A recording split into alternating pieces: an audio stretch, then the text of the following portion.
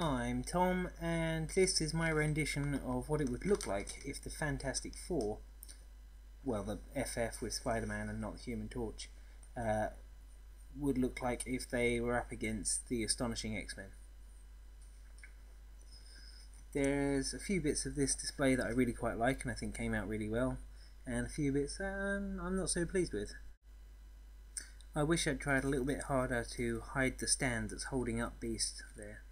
I found that Beast has got really good posability, but if you really want to get him into some really dynamic poses, because he's so heavy, if you want to put his body anywhere other than above his feet, he really does need a stand.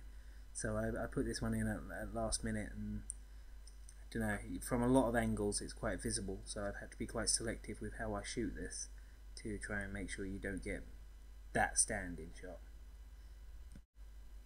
Speaking of stands, it's also pretty obvious to see the one that Kitty Pryde is stood on there, but it would be impossible to stand her with no strings attached leaning that far forward to get her to go through that invisible force field. I'm pretty pleased with how the invisible force field went in the end. The plastic I used to cut it out was actually from an Easter egg container. Now it is November and I still have packaging from Easter eggs in my house. As you can probably guess, not the biggest fan of chocolate in the world.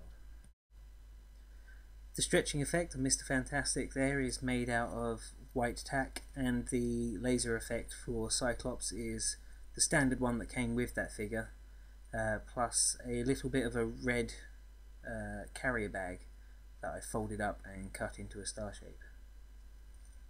Overall, relatively pleased with it, but in my head this looked considerably more epic than it actually came out in the end.